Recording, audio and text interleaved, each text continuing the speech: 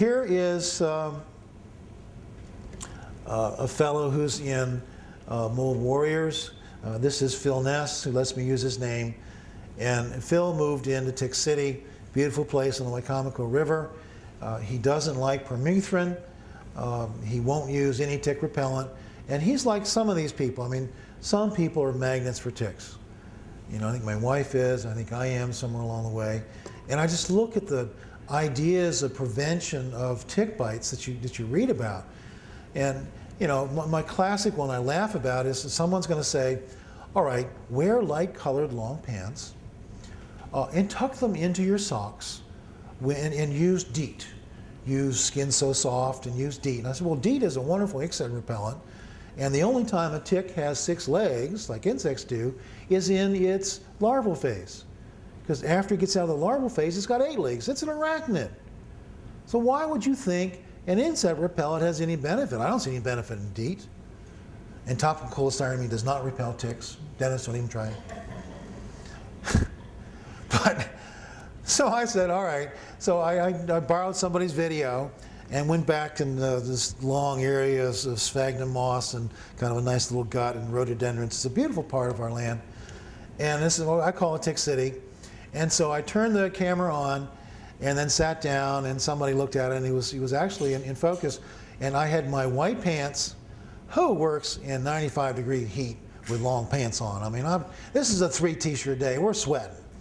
You know, he's soaking these things. I'm not going to wear long pants. But anyway, I'm lying down in the sphagnum moss. Within 90 seconds, I had 3 ticks on the inside of my pants going up my knees, and they didn't care about DEET. They didn't care about my white socks or my white pants.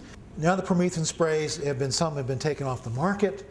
I'm going to tell you to go to a farm supply store, buy 10% permethrin that you use for horses. Take 1 ounce of that permethrin, dilute it with 31 ounces of water, and get a nice little mister, garden mister for your plants, and spray it all over. I have to tell you, this is way better than any tick repellent I've ever used. But anyway, Phil's daughter has got psoriasis, and I had worked with her, and Actos did indeed lower the TNF for her psoriasis. It didn't do as good a job as Enbrel did. I wouldn't dream to suggest that it did. But Phil's on cholestyramine, antibiotics are helping him. I keep him on amoxicillin, and I realize this is a little unusual, but for people who are in tick exposure, I do use long-term amoxicillin, 2 doses a day for them, not to think of treatment, but just when he does get bitten, I want to have an antibiotic on board. I give him erythropoietin, I give him losartan, I give him VIP. All these things aren't helping, and part of the reason that this is not helping is that he has gone beyond what VIP helped here. And this is one exception I need to mention, you know, looking back on what's going on, you know, this guy was being re-exposed to Lyme over and over again.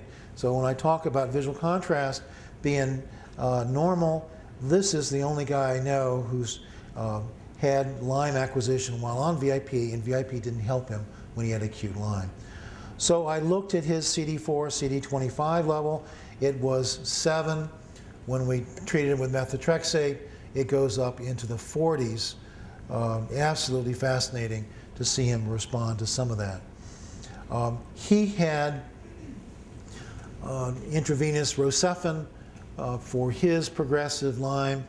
He clotted off his PICC line. I've not seen that very often, and it was not surprising that his ristocetin-associated cofactor was one of the highest in my practice, at way over 250. This fella is not the same as some others. I published him because he documented to have a Mediterranean recluse spider bite. We've got a picture of his bite and the treatment for itself. He got an Aspergillus exposure. He got Ciguatera when he's down in Key West. So Phil had just about everything. And I've just told you briefly that what you probably, I don't even think the Mediterranean recluse comes up this far. I used to call this brown recluse, and I was corrected. The way to tell the difference between the Mediterranean recluse and the brown recluse is to look at their sex parts. Now, you know, Yeah, I didn't even check, but there's bound to be some movie where some guy's looking at the sex parts of brown recluse spiders, but I have no idea how that would happen. But at any rate, just to let you know that as we look at these illnesses from the environment, you do have striped bass, you do have rockfish in this area. Be on the lookout because we have new mycobacteria on rockfish in the Chesapeake Bay. It used to be Mycobacteria marinarum. Now we have Mycobacteria pseudoschatzii.